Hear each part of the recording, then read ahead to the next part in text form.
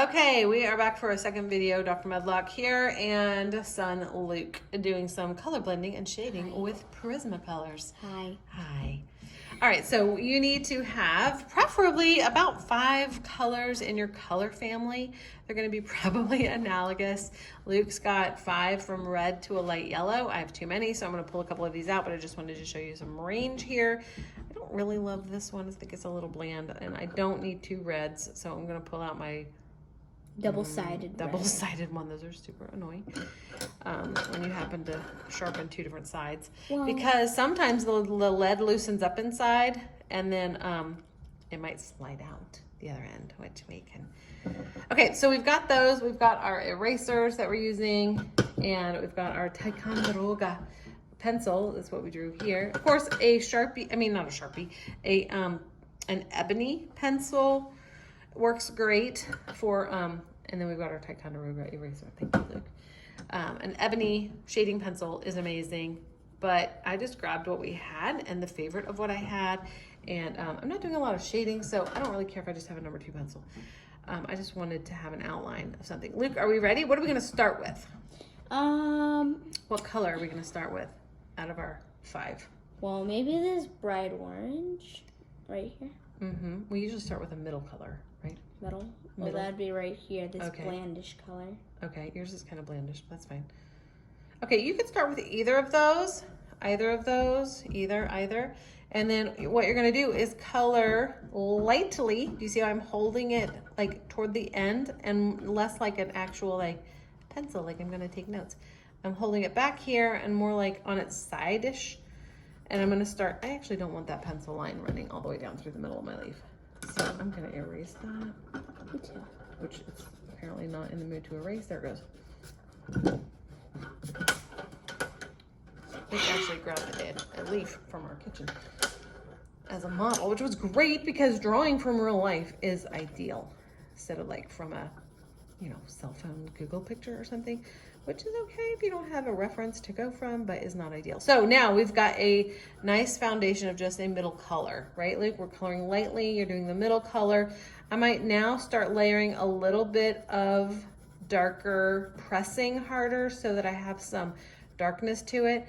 I'm gonna make this side of my leaf a little darker than this side, and I kind of want my edges to be a little darker. I can't remember because I'm not an actual leaf expert and I forget to observe now that I'm doing this in my drawing. And our fall colors are not hitting yet. So with all those excuses aside, I'm making up how I want to shade this, and I want it darker around the edges and darker on this side. Okay, how are you going to shade yours? Darker over here? It might be darker in the middle too, where that crease of this sort of like stem. Okay, so then what do we normally do, Luke? Do we go 1 step darker? Do we go all the way to the light? We go 1 step darker. I'm pretty sure we go a little bit wider. Not yet. But thanks for guessing. All right.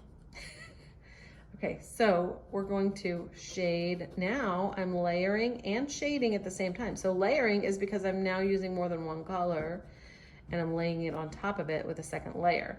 Shading because I'm pressing darker with my darker color where I want it to be darker. So it'd be this one. That's correct. So take 1 step darker and layer over this one to give it some nice shading colors, and also make it darker where you want it darker, and don't press as hard where you want it to be lighter. Okay. Now this is not a dark orange that I'm using, so it's not gonna get super dark, but I'm gonna let my next color up do that, which I think I'm ready for. I could use my second lightest because sometimes I like to go back and forth, so I might actually do that. So I'm gonna do some light layering, but now I feel like this is already lightening up a little more than I'm ready for. So I want a little more intensity. So I'm gonna go now with my darker, and I went with red because I know, yellow and red make orange. So I'm gonna go with a red. I could have gone with a darker orange if I wanted to, but I also like a little more variety when it comes to the fall colors.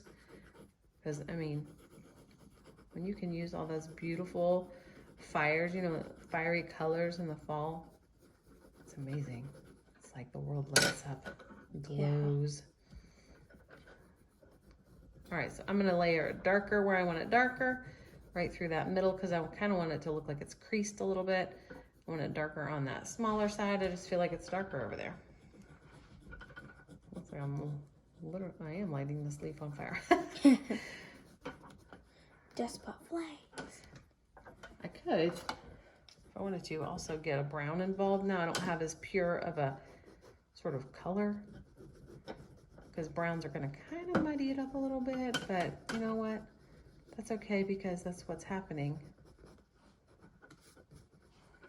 I don't know if I regret that or not, but I can use my eraser to draw back out some of the light, because I might have gotten too dark there.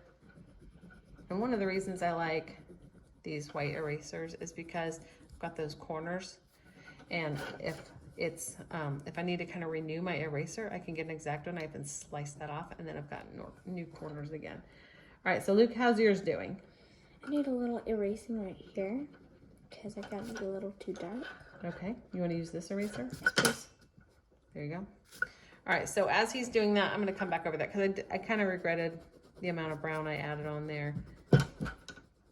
I don't normally use an eraser when I'm doing layers of shading with Prismacolors, but I just wanted to kind of show you can use an eraser as a drawing utensil as well. Luke, your leaf is amazing. Thanks. Okay, so I might want a burgundy like you. What? Oh, that's more like a Do you want this burgundy. one? Do you need this one? Yes, please. Okay, I think I'm almost done. Okay, there you go. Now I'm gonna go lighter. So I'm gonna go draw that yellow back out. Go over this. I'm gonna start pressing a little harder. Yes. Now, when you start pressing down with Prismacolors, it starts kind of making it a glossy, waxy, burnished, polished feel. So once you start doing that, it's very hard to layer and blend, right? So you kind of want to wait to press hard until you get toward the end. Now I'm going for my lightest. And remember on the other video we talked about, you can have the light, you can actually use a clear Prismacolor blender, or you can use a white. It's great. I'm not going to totally lighten this right now. I'm going to use the lightest in my kind of warm analogous colors with this cream color as my blender. Look, that's beautiful. Thanks. Good job. All right, are you ready to blend, or do you want a little more light orange in this? I think I'm gonna use a little bit more. Eraser. Okay, while he's doing that, because we're about ready to blend and finish. While he's doing that, I want to mention that on Prismacolor pencils, you do want a nice long tip. I try to keep mine fairly sharp, and I have now resorted to using an electric pencil sharpener. I was, back in the day, using an X-Acto knife and even having my students do that over the trash can. Not take big chunks, but like way back here with long, thin, and just carving the wood off. So that means you're preserving the lead, you're sharpening the pencil, but you're keeping, and then you can kind of just lightly with the X-Acto knife give it a little bit more of a point if you want to. I also would have them try not to let them roll on the floor, roll off the table onto the floor, because you know as soon as that clinks on that tile floor, that soft lead that Prismacolors are so known for, then sometimes breaks inside the pencil. And then when you sharpen it, those little bits, where's the one that fell out earlier? Do you have that? Is it right there? Yes, here's proof. There's my arm. These things fall out, and that is super annoying because then you have to sharpen again, and you've wasted like 1/3 of an inch of this precious lead. Okay, Luke, let's blend. So get your blender. Which one are you using? This cream? Yeah. I had the wrong one. I'm gonna use my cream too. Okay, so now we're blending.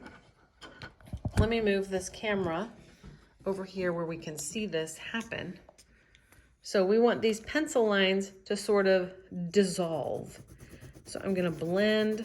I'm kind of gonna go in the direction that my drawing is because I don't want to lose the texture and the direction of my lines. And mine is not doing miraculous blending because I pressed too hard on my last couple of layers. But do you see how that kind of blended together? Luke, how's yours doing? Hopefully good. Do you think that's good? Yeah, I do. You might have to blow those little shavings away so they don't, thanks, so they don't get smeary on your paper. All right, Luke, what do you think? Are we done? Do you think so? Yeah, I do. Good job. All right, happy fall, y'all. Bye. Bye.